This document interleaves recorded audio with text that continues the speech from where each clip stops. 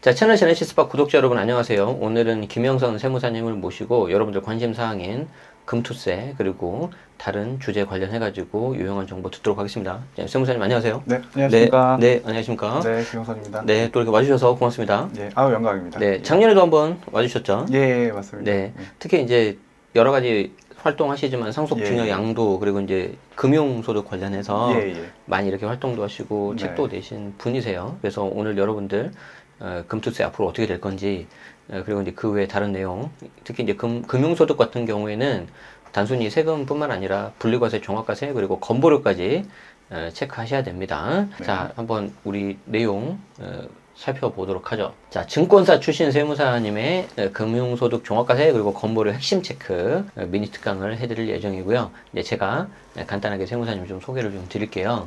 현재 김영선 세무회계 컨설팅 대표 세무사님으로 활동하고 계시고 예. 종로에 있으시죠? 예, 맞습니다. 네네, 예. 사무실 종로에 있으니까 필요하신 분들 참고하시고요. 전에 유한타 증권, 아모레퍼시픽 그리고 참세무법인 본점에서 근무를 하셨고, 야, 저도 저희 모교에서 석사를 받긴 했지만 특히 서울시립대는 이 세무전문대학원이 엄청 제가 빡센 걸로 알고 있습니다. 예. 그래서 저는 거의 뭐 지원 자격도 안 됐어요. 아니, 농담이 아니라 정말입니다. 네, 예. 대단하십니다. 아유, 네, 네, 대단하십니다. 네, 그래서 이제 굉장히 좀 실력 있으신 분이시고요.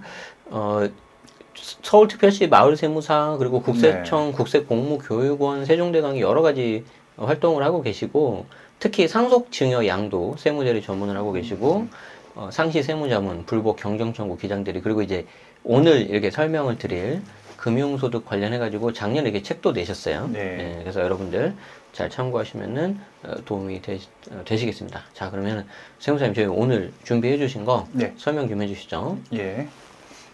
먼저 제 1부는요. 금융소득 종합과세 그리고 이어지는 건보료까지 그래서 네네. 꼭 필요한 사항부터 말씀을 드리려고 하는데 네. 오늘 아침에 제가 또 자료 준비하다가 네. 이제 윤석열 대통령님 기자회견이 있었잖아요. 네, 그래서 기자회견 내용 중을 기사를 살펴보다가 보니까 이제 금투세 언급이 있었어요. 네, 그래서 결국에는 이제 금투세를 폐지하는 것이 지금 여당과 윤 네. 대통령님의 의중이긴 한데 네, 이제 금투세 이제 내역을 네. 그냥 간략하게 네. 그 연역을 보면 20년도에 12월 네. 29일 왜 항상 입법은 12월 말에 해야 되는지 네.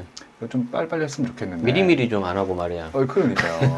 이게 뭐 돈이 한두 푼 걸려 있는 것도 아니고 나란 일 하시는데. 예. 네. 그래서 20년 12월 29일 네. 날 소득세법을 싹 뜯어 고쳤습니다. 네. 그래가지고 금투세를 박아놨는데 네, 이게 원래 23년도 시행이었잖아요. 네, 그래서 밑에 동그라미 2번 보시면 네, 22년 또 12월 이건 31일입니다. 네, 그래서 요때 유예를 시켰어요. 네, 그래서 1회 25년도부터 그래서 지금 24년 5월이지 않습니까? 네. 그래서 6개월 조금 더 남았는데 네, 그래서 요거를 지금 시행을 하냐 마냐 이게 이슈인데 결국에는 소득세법이 개정이 돼야 된단 말이죠. 네, 국회가 또 통과가 돼야 돼요. 네, 그럼 24년 말에 또 똑같이 이제 정쟁이 있을 건데 네, 다음 페이지 보시면요. 네, 이제 야당은 네. 올해 총선에서도 야당이 이제 그렇게 다수당이 예, 됐으니까. 다수당이 됐으니까 네. 이제 금투세 예정대로 밀어붙인다. 네. 이런 입장이고요. 네, 이제 시장에서도 지금 이제 과세 체계가 바뀌니까 뭐 펀드런, 채권런, 그러니까 팔아버리겠다 이겁니다. 네. 이제 과세 체계가 바뀌면 불확실하니까 팔아버리겠다. 그래서 증권사도 지금 대책 마련이 고심인 거고, 네, 그래서 요거에 대해서는 결국은 어떻게 될 것이냐. 예정대로 하지 않겠습니까? 왜냐하면 그 예. 당시 법을 만든 네. 쪽이 민주당 쪽이었잖아요. 예, 맞아요. 예, 그런데 지금 또 네. 본인들 입장에서는 다수당 국회 주도권을 가지고 있으니 예, 예. 뭐 저는 개인적으로 그냥 예정대로 되지 않을까 싶은데요. 어떠세요? 글쎄요, 저도 예. 뭐 대통령 거부권도 뭐 있는 거고 이게 네. 뭐 어떻게 될지 모르겠지만 제가 네. 뭐 거기까지는 잘 모르겠고 네. 좀 타협이 있지 않을까 싶어요 개인적으로는. 타협. 이 여론을 무시 네. 못하고 네, 저도 상담하다 보면 이제 손님들이 네. 과세가 되냐 마냐가 상당히 민감한 부분이죠. 당연하죠. 왜냐하면 나의 어떤 네. 세부담이 늘어나냐 안 나느냐 그건데. 그렇어요. 네. 그래서 결국에는 민주당도 이거를 부담스럽긴 하지 않을까 예, 싶기도 하고. 어떻게 보면 예. 적용되는 사람이 많으니까. 그럼요. 그러니까 오히려 어떤 정치적인 타협이 있을 수 있겠다. 예. 뭐 예상되는 시나리오가 혹시 있습니까? 그래서 지금 건드린다면 결국에는 대주주거든요. 그 국내 주식, 상장 주식 대주주. 지금 네, 이제 네. 올해부터 50억. 네. 요거를 좀 이제 낮추지 않을까. 그래서 그러니까 10억과 50억 사이에 어느 네. 적정 수준의 네. 예, 금액으로 조금 강화하지 않을까. 좀 개인적인 의견입니다. 네. 김영선 네. 세무사님의 개인적인 의견은 예.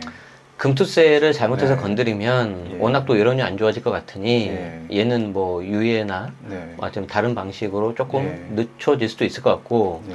그렇게 하자니 뭔가 면이 안 서니 네. 뭐 상대적으로 적용되는 사람이 적은 대주주 기준을 건드 어디까지나 이제 저희들 개인적인 이야기입니다. 네, 맞습니다. 어쨌든 알겠습니다. 네. 어떻게 될지 한번 연말에 좀 두고 보시죠. 네.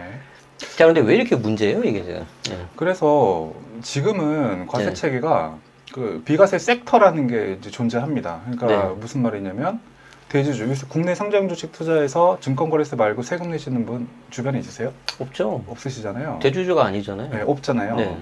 없고요. 그러니까 이제 큰 손들은 주식에 상장 주식에 좀 네. 세금이 안 나오는 곳에 투자하는 경향들이 있단 말이에요. 그렇죠. 지금은요. 네.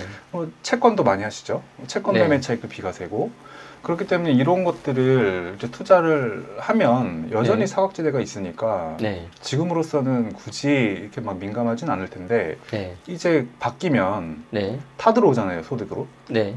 모든 것들이 비과세 분들이 없어지고 다 들어오니까 네. 이제는 바뀌어야 됩니다. 패러다임이 바뀐다고 보시면 돼요. 그러니까 네. 금투세가 시행이 된다고 하면 이제 그 기본공제도 인별로 5천만 원 뭐 이런 식으로 생기게 되면요. 네. 아무래도 가족 투자를 할 수밖에 없거든요. 네. 그러면 이제 또 돈도 자연스럽게 돈을 나눠줘야 되니 증여가 일어나게 될 거고. 네.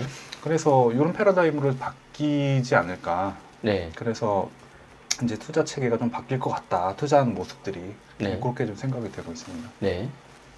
그래서 이제 본론에 들어가면요, 그 금융소득조합과세 이제 아무래도 지금 금리가 많이 올라갔잖아요, 네. 기준금리가. 그래서 일단 기준금리 3.5% 시중 예금 이자율만 하면 지금 기사만 봐도 예금 4억만 넣어도 최고 세율. 네. 그러니까 예전에 우리가 2천만 원이 넘어가면 금융소득종합과세니까 네. 예전에 우리 비록 몇 년 전만 해도 1%였잖아요. 네. 1% 역산하면 20억이란 말이에요. 네. 예금만 20억이 있어야 2천이 넘어가는데 지금은 뭐 4%만 잡으면 5억이에요. 네. 그러니까 5억만 넘어도 대상자가 된다는 거고요. 네. 실제로 올해 안내문 더 많이 안내문을 받으신 분들이 많은 것 같고 네. 다음 페이지 보시면 네. 그다음에 또 요즘 그러니까 어떻게 보면 조심스러운 얘기지만 조금 경기가 네. 아무래도 뭐 이렇게 제조업 중심으로 이렇게 조금 이제 좋아지는 게 아니냐 생각이 들면서 이게 뭐 배당을 푼다는 얘기들도 많습니다. 그래서 네. 배당 성향이 많아지면 당연히 주주들한테 환원이 많이 가니까 배당 소득도 증가하게 됐고 네. 그래서 다음 페이지 보시면 그래서 이런 지금 시장 상황이 이렇게 돌아가고 있고요. 그래서 이제 금융소득조합과세도 이번 달 말까지 아마 지금 많은 여러분들께서 하고 계실 거예요. 네. 여러분들이 세무사들이 하고 있겠죠. 그런데 또 해외 주식 양도소득세도 이번 달 말까지인 거고 네. 국내 주식 양도소득세도 이번 달 말까지입니다. 네. 근데 이제 국내 주식은 8월, 2월 이렇게 하는 거 아니냐 반기별로 하니까. 네. 근데 이게 예정 신고라서요. 뭐 상반기에 한 번, 하반기에 뭐 이렇게 매매했는데 합산 신고를 해야 되는 거거든요. 네. 이걸 안 한 분이 간혹가다 있더라고요. 음. 그런 분들은 올해 5월까지 확정 신고를 해야 되고 화신 네. 상품도 마찬가지고요.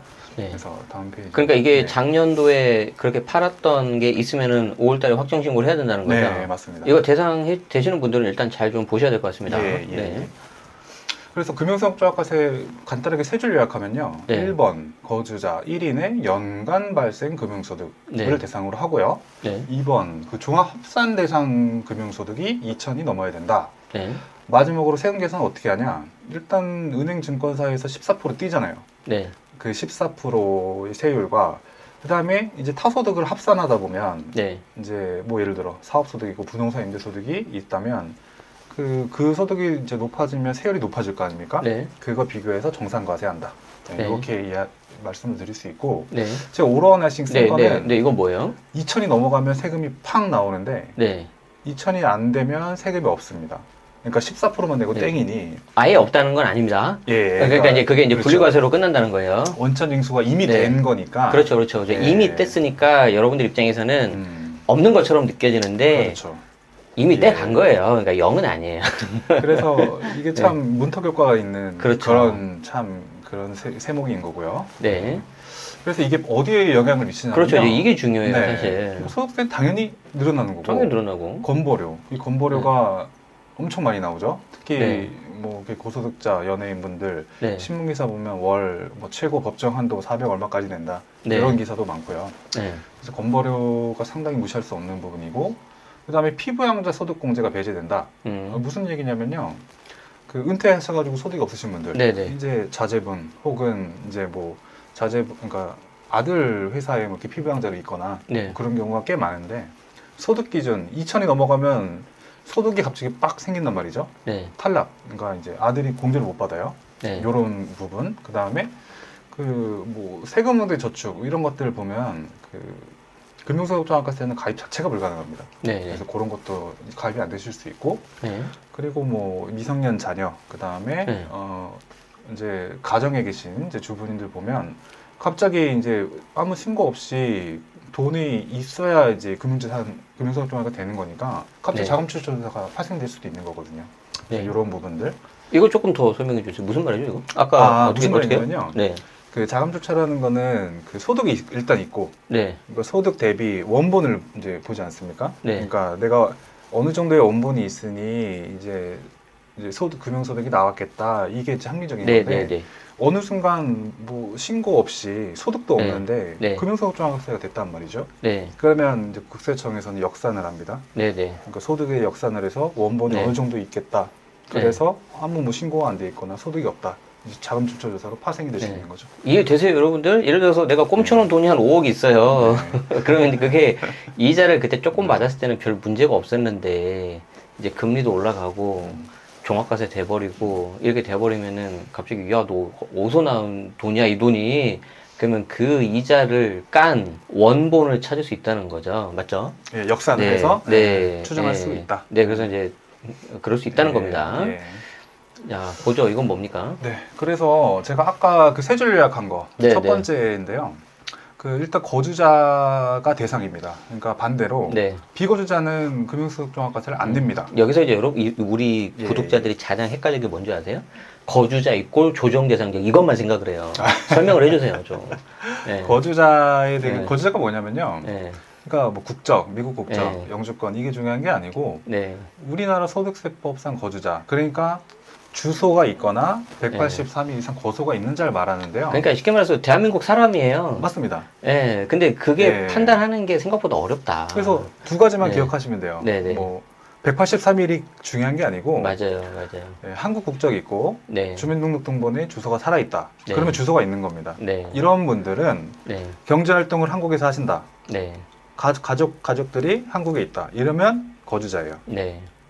이런 분들이 갑자기 내가 외국에서 생활 많이 하시니까 음. 183일 이런 거 따지는 게 아니에요. 네. 183일은 한국에 전혀 연고 없으신 외국인 분들이요. 네, 네.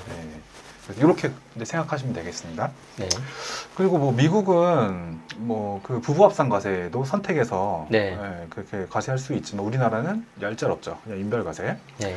그리고 우리나라도 소득세 기간을 그냥 1월 1일부터 12월 말까지 심플하게 딱 칼로 잘랐습니다. 네. 법인은 다 이제 결산 원래에 따라 좀 다른데. 다르게 할 수 있지만. 네. 그리고 이제 금융소득이라는 거는 뭐 우리 한국 금융소득, 외국 금융소득 다 포함인데요. 네. 뭐 이자소득, 배당소득 여기 읽어보시면 다 네. 아시는 걸 텐데 그 비영업대금 이익이라고 해서 제가 하나 짚고 넘어갈 거는 네. 차용증입니다. 이게 차용증. 부모 자식 간에 뭐 예. 쓴다든지. 차용증은 너무 흔하게 볼 수 있잖아요. 네. 이 차용증에 대해서 하나 짚고 넘어갈 거는 그 보통은 차용증을 쓰되 이자를 지급을 잘 안 하시죠.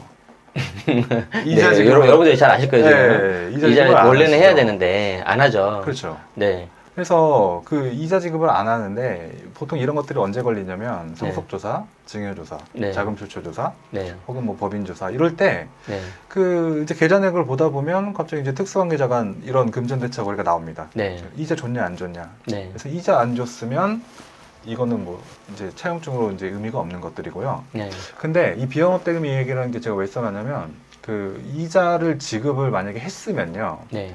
이자 지급할 때 원천 징수를 또 해야 되거든요. 세금을 먼저 떼야 된대요. 그렇죠. 네. 근데 이것도 우리 정서상 안 맞잖아요. 그렇죠. 세금을 떼면 2천만 원 판단할 때 들어가는데요. 네. 세금을 안 떼인 것들은 네. 무조건 금융소득이 종합과세가 대상이 됩니다. 네. 그거 굉장히 무섭네요. 예, 예. 네. 그래서, 그러면 이제 네, 어마어마하겠네요. 맞습니다. 종합과세에서 네. 세금 올라가고 그렇죠. 원천징수 안 하고 또 나오고. 그렇죠. 또 원천징수 가산세도 나오고. 그래서 아이고야. 네, 이거는 하나 짚고 넘어가는 게 좋을 것 같고. 네. 다음 페이지 이거는 저도 눈이 잘 안 보여서요. 넘어가겠습니다. 네. 이렇게 종류가 많이 있다라는 네. 걸 알아두시면 네. 될 것 같고요. 네. 그래서 요거는요 원천징수 세율입니다. 그러니까 네. 우리가 금융기관에 뜯기는 세금 있잖아요. 네. 그러니까 나 100만 원 벌었는데 86만 원만 네. 들어오잖아요. 뭐 이런 네. 것들. 네. 그러니까 대부분 14%에 해당이 될 거고요. 네. 그다음에 뭐 P2P 투자이익이라고 해서 뭐 랜딧 네. 이런 회사들 있잖아요. 네. 그것도 원래 25%였는데 2년 전인가 네. 바뀌었고요. 네. 제가 뭐 재밌는 거 저는 재밌는데 재밌으실지 모르겠는데 90짜리가 있습니다. 네. 이건 뭡니까? 이 90이 뭐냐? 비실명 네, 금융자산 금융자산이자. 이자. 이게 뭐냐면요. 쉽게 이제 우리가 접근을 하면 얼마 전에 몇 년 전에 이건희 네. 회장님 돌아가셨잖아요. 네네. 그때 검찰 조사 받았는데 차명 계좌가 많이 나왔어요. 음. 차명 계좌가 많이 나와가지고 요거에 대해서 이자 소득을 99%를 다 추징을 했어요. 국세청이. 근데 엄밀히 말하면 네. 요거는 차명 계좌지 비실명은 아니거든요. 네네네. 예, 그러니까 차명 계좌는 남의 계좌가 살아있는 계좌를 내가 잠깐 뭐 쓰는 거고요. 네. 비실명은 아예 그냥 실명이 확인이 안 되는 것들인데 음. 그때 이건 회장님 돌아가시기 전에 그 차명 계좌 조사하면서 그 국세청에 우리가 네. 조사받을 때 차명 계좌 등록을 좀 하지 않습니까? 네. 이 계좌를 다 전수조사 해가지고요. 네. 증권사에 다 추징된 사례가 한 번 있어요. 그래서 제가 그때 고객 안내할 때 좀 난감한 상황이 있었겠지만 네. 그래서 99%짜리도 있다. 야, 네. 어마어마합니다. 예. 그리고 아까 가족간 차용증 쓸 때 발생하는 비영업 대금이 이자가 요겁니다. 25%. 네. 참고하시기 바라겠습니다. 그래서요, 네. 이 2천만 원을 따질 때는요, 네. 그 앞서 이제 뭐 비과세도 있고 분리과세도 있고 이런 네. 것들은 빠지고요. 네. 이제 그런 것들을 다 합한 소득이 2천이 넘어가냐? 네. 넘어가면 금융소득종합과세 다시 세금 계산을 하셔야 되고 네. 2천이 이하다. 네. 그러면 아예 그냥 분리과세로 끝나는 거기 때문에 네. 이 2천만 원을 판단하는 게 좋을 것 같고요. 네. 비과세나 이제 분리과세는 앞에 있는 거 그냥 읽어보시면 될 것 같습니다. 네. 자, 그럼 2천이 넘을 때가 이제 중요한 예, 거죠. 맞습니다. 네네. 그래서 플로우 차트 보면 이자 배당이 이제 그 1번 보시면 이하다. 네. 그럼 끝. 네. 넘어간다. 그럼 네. 타소들은 합해서 세금을 조금 더 낸다. 네. 앞에서 말씀드렸는데 이제 그 금융소득에서 이제 금융소득에 대해서는 이 은행이나 뭐 네. 증권사가 영수증을 보냅니다.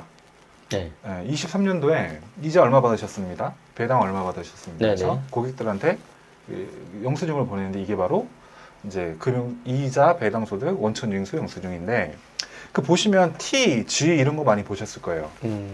일단 저는 예. 금융소득이 별로 없어서. 예. 네. 뭡니까 이게 TG가? 그래서 네.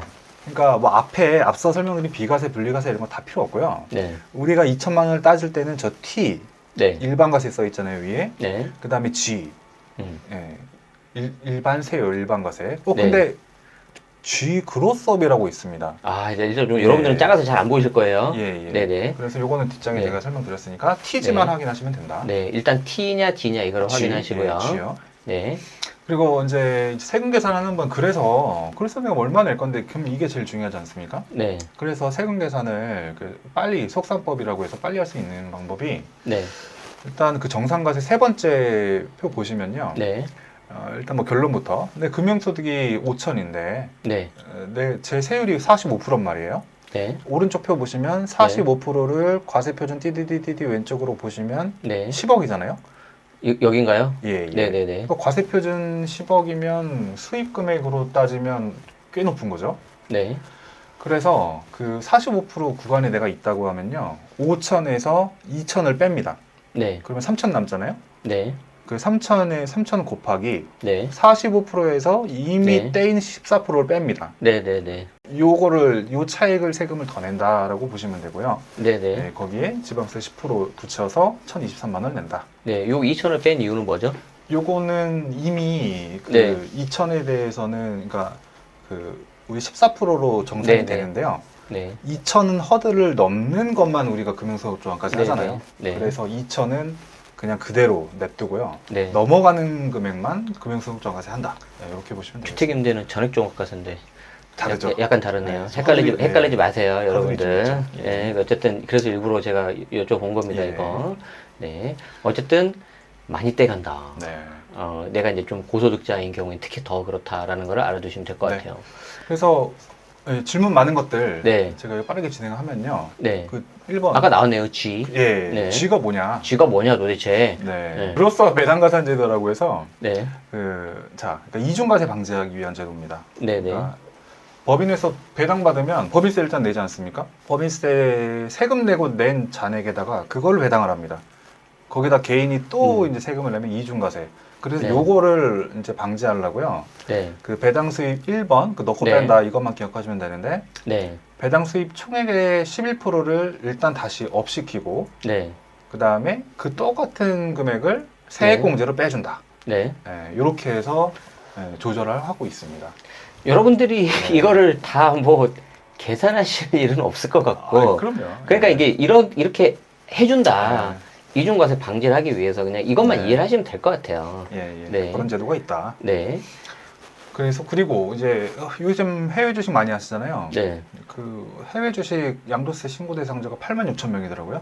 이야, 86,000명. 예, 뒤에 네. 그게 있는데, 네, 그러니까 외국에서 배당 낸 거는 어떡하냐? 네, 그럼 내가 예를 들어 뭐 미국에다가 그 애플 투자해가지고 세금 낸 거는 끝이냐? 그건 아니고요. 일단 미국에서 예를 들어 미국이면 미국 네. 법에 의해서 배당세율을 일단 띄고요. 네, 그 다음에 그 띈 걸 우리나라에서 세액 공제를 해줄 수 있습니다. 네, 예를 보면 미국은 15%, 일본 15%, 중국은 10%. 네.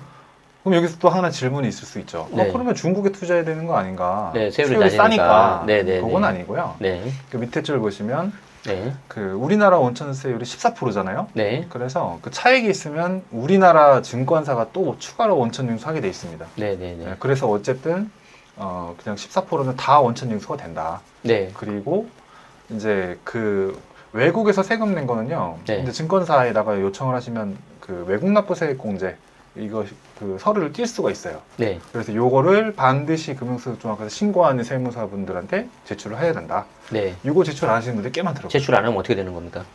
이거를 챙겨주는 챙겨주는 네. 세무사님들은 뭐 네. 연락을 해서 받을 건데 그냥 지나가는 경우도 꽤 많죠. 그러니까 이거를 여러분들이 네. 안 하면 네. 돌려받는 거를 못 받는다는 거예요. 그렇죠. 네, 그러니까 이게 다 돈입니다, 돈. 네. 외국 납부 세액 공제 이거를 해서 해라. 네. 이걸 꼭 여러분들이 체크하십시오. 네. 그리고 또 질문이 많은 게요. 네. 그 환급이 가능한가? 환급이 가능하냐? 이런 질문도 네, 많습니다. 어떤 거죠? 한번 사례를 말씀해 주시죠. 예를 네. 들면요. 그러니까 금융소득 원천징수 세율이 14%니까 네, 만약에 타소득이 결손이 났거나 네, 혹은 타소득이 이제 14% 미만인 세율들이 있잖아요. 네, 네, 네. 이런 거에 해당이 되면 내가 증권사에 낸 돈 네. 받아갈 수 있는 거 아닌가?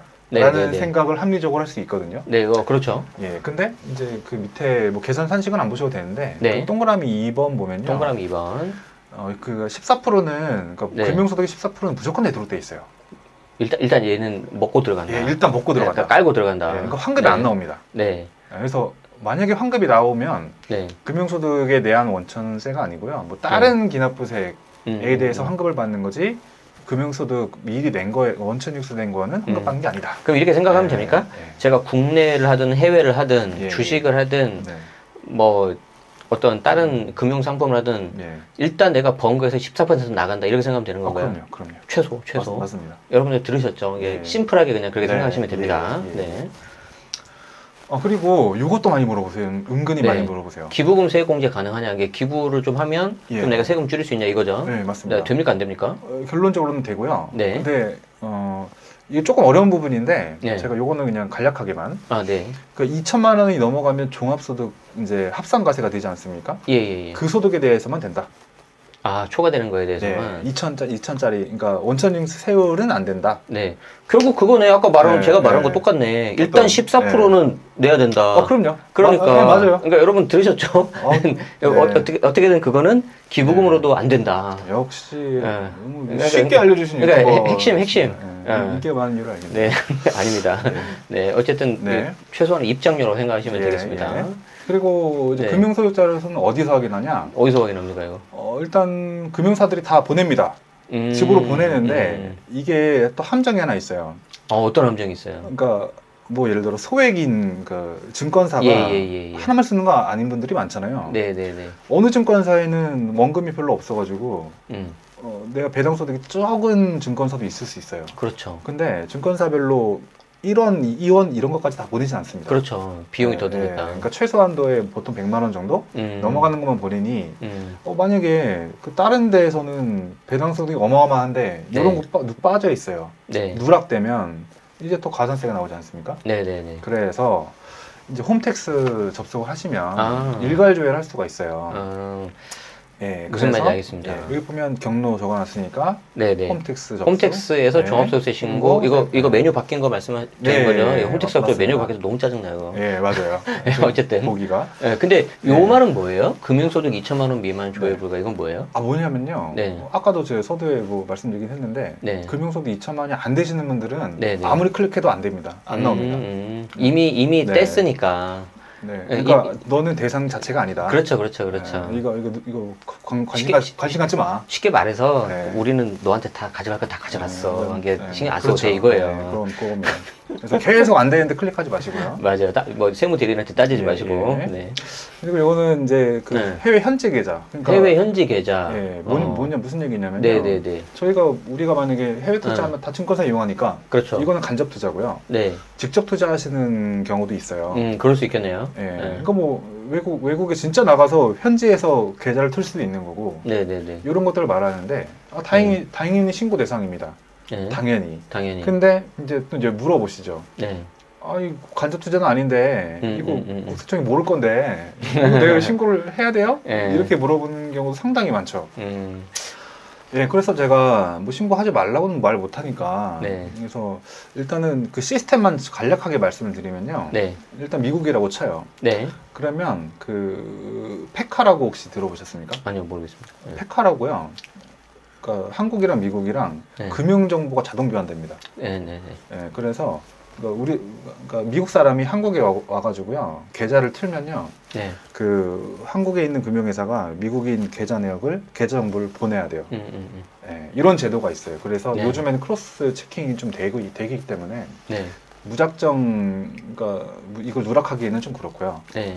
예, 그러니까 우리 미국인 한국 계좌가 넘어가는 반면에 한국인은 1원만 있어도 미국 계좌가 또 들어옵니다. 네네. 주의하시고 그래서 네. 이거는 신고하시는 게 맞고 네. 그 다음에 또 이제 만약에 외국에 이제 돈이 있다 그러면 네. 또 해외 금융 계좌 또 신고를 하셔야 돼요. 네. 예, 다음 연도 6월에 네. 그러니까 매월 말 5억 넘어가면 그래서 어쨌든 하시는 게 맞겠죠. 네. 자, 그래서 이번에는 이제 건보료 얘기를 좀 할 건데요. 네. 이게 바뀐 지 부가 체계가 1단계에서 2단계로 바뀐 지는 이제 좀 됐죠. 22년 네. 9월이니까. 네. 그래서 다음 페이지 보시면 딱 세 개만 이제 기억하시면 됩니다. 네.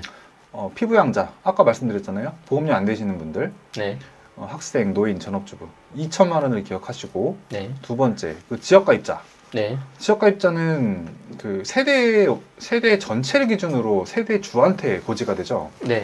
그래서 그 이 지역가입자분들은 금융소득이 1,000만 원이 넘어간다. 그럼 다 네. 잡혀버립니다. 예, 그래서- 이때 기준이 금융소득입니까? 예, 이거 다 네. 지금 금융소득 얘기하는 네, 우리 겁니다. 금융소득입니다. 네. 주택임대도 다릅니다. 네, 그래서- 주택임대는 예, 얄짤 없어요. 지금 금융소득은 예, 네. 주택임대는 뭐 네, 아시겠지만 그냥 1원만 예, 있어도 그냥 예, 끝이에요. 그거는 일단 여기선 빼고 네.